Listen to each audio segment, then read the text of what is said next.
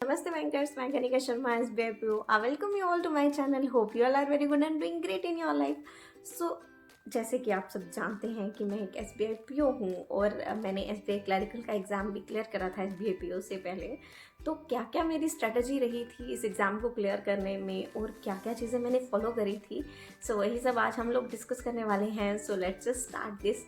सो सबसे पहले जब मैंने अपनी प्रिपरेशन स्टार्ट करी थी ना, तो मैंने क्या करा था, सिलेबस.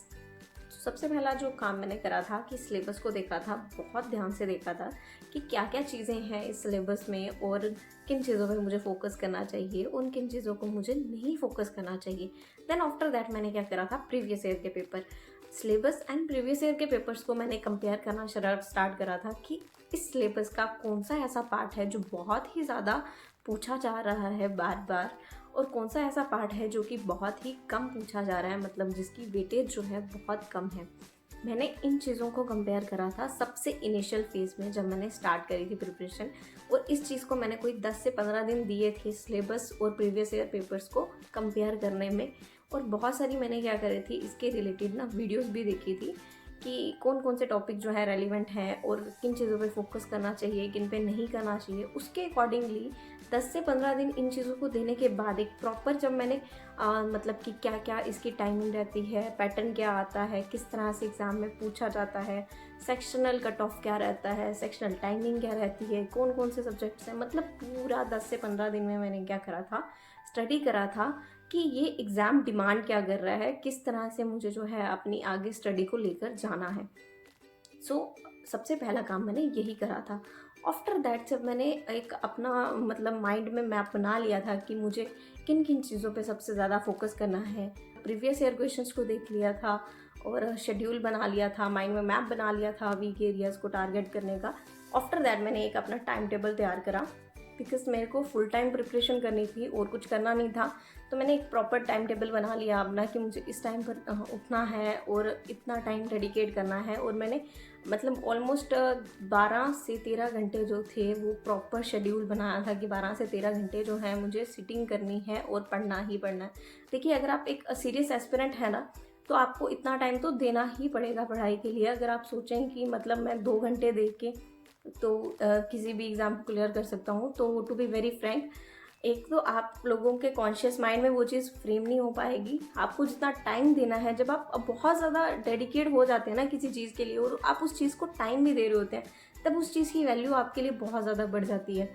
सो ये चीज़ आपको माइंड में रखनी चाहिए. अगर आपको इस कंपटीशन में स्टैंड आउट करना है तो आपको जो है एफर्ट्स लगाने ही पड़ेंगे. और ये हार्डली 1 साल की मेहनत होती है. 1 साल की मेहनत में ही आप जो है अपना जो एक गोल आपने फिक्स करा है ना, उस गोल तक पहुंच जाएंगे. और मेरा गोल जो मैंने बनाया था वो बनाया था SBIPO का. सो मेरी जो तैयारी मैंने स्टार्ट करी थी वो SBIPO के अकॉर्डिंगली ही स्टार्ट करी थी. तो जिस तरह से मैंने स्ट्रेटेजी बनाई थी, मैंने उस स्ट्रेटेजी पे काम करा था. मैंने मतलब एक जो अपना टाइम टेबल बनाया था, शेड्यूल बनाया था 10-12 घंटे का. और उस शेड्यूल में मैंने करंट अफेयर्स के लिए भी अपना एक टाइम रखा हुआ था, उसके इंग्लिश के लिए भी टाइम रखा था, रीजनिंग के लिए भी टाइम रखा था एंड क्वांट के लिए भी टाइम रखा था. मेन पोर्शन ज़्यादा पूछा जाता है ना एग्ज़ाम में, मैंने उसको प्रिपेयर जब कर लिया था उसके बाद ही मैंने मॉक टेस्ट लगाना जो थे शुरू कर दिए थे. वीक में 2 मॉक टेस्ट तो मैं देती थी. स्टार्टिंग से ही मैंने ये अपनी हैबिट बना ली थी. और जब मैंने मतलब पूरा सिलेबस कंप्लीट कर लिया था और जब मुझे लग गया कि अब मैंने सब कंप्लीट कर लिया, तो मैं क्या किया कि उन जो भी टॉपिक्स मैंने पढ़े थे उनको 2-2 3-3 बारी रिवाइज करा. आफ्टर दैट जब मुझे कॉन्फिडेंस हो गया कि ठीक है, क्वांट्स के मैंने सारा सिलेबस अच्छे से कर लिया है, रीजनिंग का तो सिलेबस मेरा रेगुलर प्रैक्टिस में चल ही रहा है, फिर मैंने मेंस के मॉक भी लगाना शुरू कर दिए थे. मैं 2 वीक में एक मेंस का मॉक तो लगा ही लिया करती थी. फिर आफ्टर दैट मैंने वीक में एक मॉक लगाना स्टार्ट कर दिया था. एंड जब जैसे ही मेरे को लगा कि अब प्री पास आ गया है, तो मैंने सिर्फ और सिर्फ प्री पे फोकस करने के लिए प्री के मॉक्स लगाना स्टार्ट कर दिए थे. सो मेरी प्रिपरेशन में सबसे बड़ा जो पॉइंट था वो ये था कि मैंने मॉक टेस्ट बहुत ज़्यादा लगाए थे. मैंने हर एक सोर्स से मॉक टेस्ट जो थे फॉलो करे थे. टेक्स्ट बुक के मॉक टेस्ट बहुत सारे आपको मिल जाते हैं जब आप एक ईयरली पास उनका परचेज़ करते हो.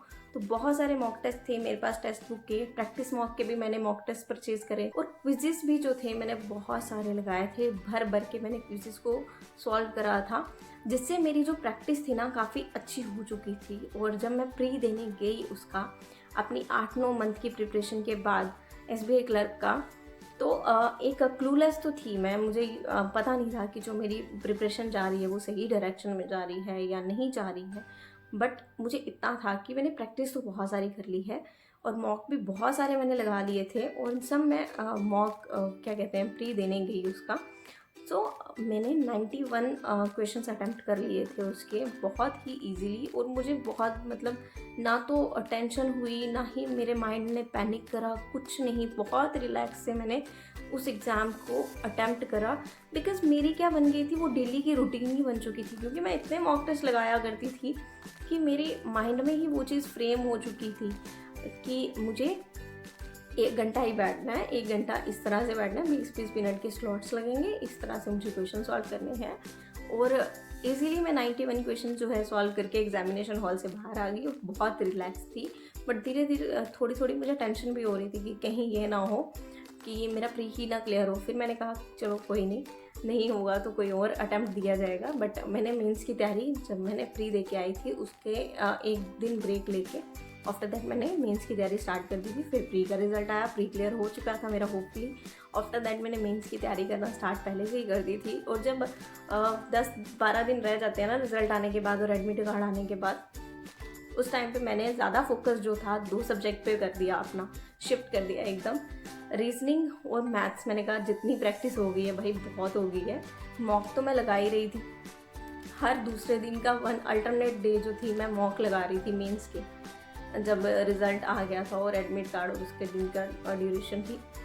और मेरा क्या होता था, मॉक लगाना है मेंस का, उसको सॉल्व करना है 2 घंटे बैठ के इजीली, मतलब पहले मॉक लगा लिया, आफ्टर दैट आपने देखा कि कौन कौन से क्वेश्चन आप नहीं कर पाए हो, कौन से कर सकते थे।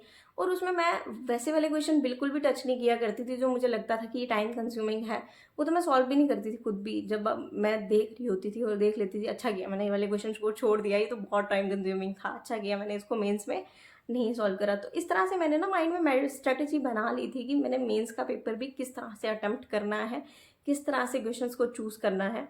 सो मॉक ने मेरे केस में बहुत ज़्यादा हेल्प करी थी। मॉक टेस्ट मैंने बहुत लगाए थे जिस वजह से जो है, और मतलब मॉक टेस्ट सिर्फ लगाए नहीं थे, उन मॉक टेस्ट को एनालिसिस भी मैंने बहुत अच्छे से करा था।